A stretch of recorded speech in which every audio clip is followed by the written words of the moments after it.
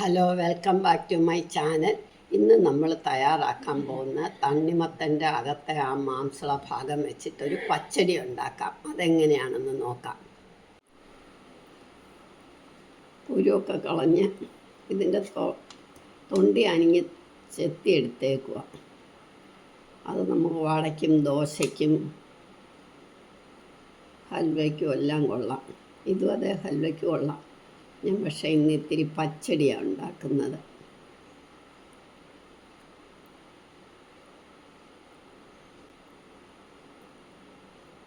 അരിയാനൊന്നുമില്ലല്ലോ, അങ്ങനെ ഇരിക്കുന്ന കാരണം കുരുവെല്ലാം എടുത്ത് കളഞ്ഞ് നമുക്കിങ്ങനെ ചെറുതാക്കി എടുത്താൽ മതി.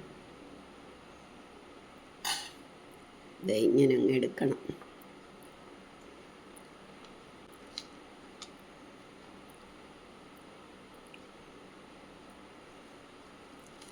അകം പിന്നെ മുറിക്കുമ്പം കുരുവുണ്ട് കാണാം. കുരുവും കളയണ്ട, നമുക്കത് വെച്ചിട്ട് വേറെ കറിയൊക്കെ ഉണ്ടാക്കാം. ഇതിന് വേണ്ടുന്ന സാധനങ്ങൾ: തണ്ണിമത്തൻ നമ്മളൊരു ബൗൾ എടുത്ത് വെച്ചു. പിന്നെ ഒന്നുകിൽ മൂങ്കാൽ പരിപ്പ്, അല്ലെ തുമരപ്പരിപ്പ്, അല്ലെ കടലപ്പരിപ്പ്, ഏതെങ്കിലും ഒന്ന് വേവിച്ചത്. ഉപ്പ്, ഒരു ലേശം പുളി, ഇല്ലെങ്കിലും തെറ്റില്ല, പക്ഷേ ഇതുള്ളതാ സ്വാദ്. ഒരു എന്താ പറയണ്ടേ, ഒരു മഞ്ചാടിക്കുരു വലിപ്പത്തിൽ. പിന്നെ കടുക് വറക്കാനും അരയ്ക്കാനും കൂടെ കടുക്, തേങ്ങായ, മുളക് പൊടി, ശർക്കര. ഇനി എങ്ങനെയാണ് തയ്യാറാക്കുന്നതെന്ന് നമുക്ക് നോക്കാം.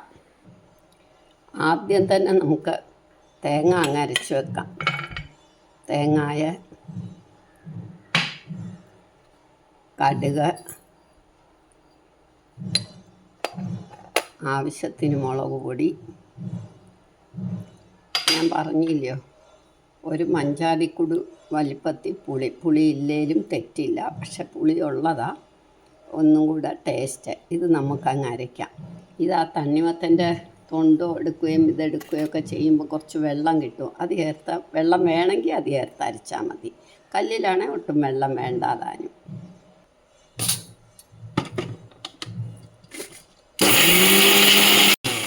വെണ്ണ പോലെ അരയ്ക്കണം. അപ്പം ഇത് അരച്ച് കഴിഞ്ഞു.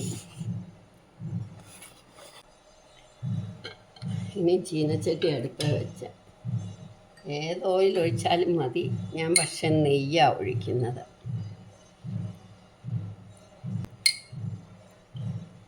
കടുക് ഒടുക്കം വറക്കുന്നതാണ് നല്ലത്. അതുകൊണ്ട് ഇതിട്ട് നമുക്കൊന്ന് വഴറ്റാം. പാകത്തിന് ഉപ്പും മഞ്ഞപ്പൊടിയും ഇടണം.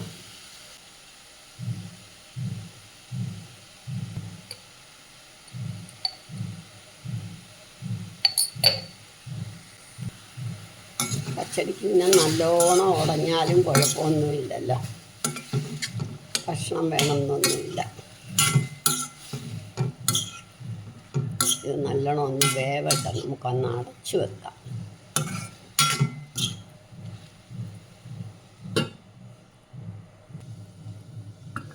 ഒരു 2 മിനിറ്റ് മതി. ഇത് വേവുമല്ല, പെട്ടെന്ന് വേവും.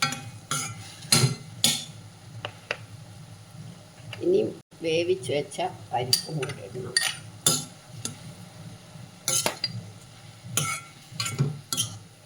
അത് കഴിഞ്ഞ് നമുക്ക് ശർക്കര ഇടാം.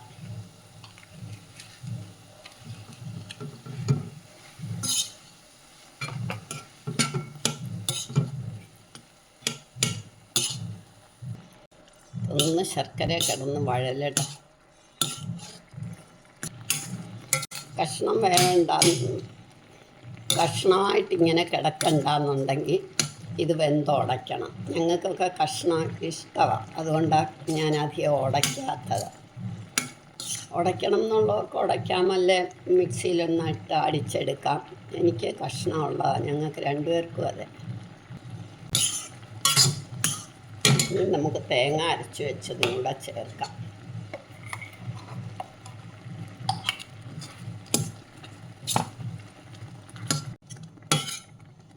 ഒന്ന് തിളച്ച് വെച്ചിട്ട് നമുക്ക് കടുക് വറക്കണം.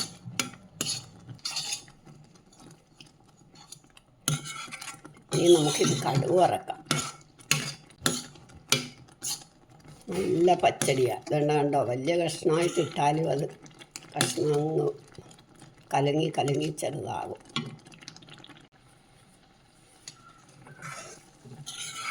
നമുക്കങ്ങോട്ട് വാങ്ങി വെച്ചിട്ട് കടുക് വറക്കാം.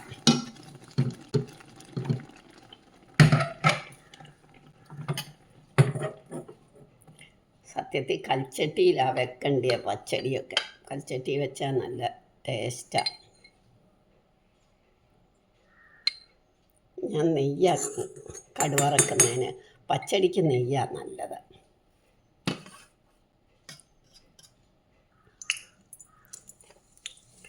പച്ചടിക്ക് നന്നായിട്ട് കടുകിടണം.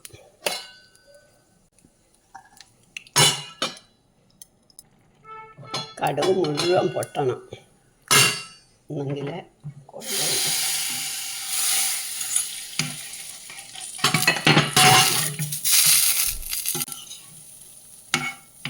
ഇപ്പം നമ്മുടെ തണ്ണിമത്തൻ പച്ചടി റെഡിയായി. ഈ സീസണിൽ ധാരാളം തണ്ണിമത്തനുണ്ട്.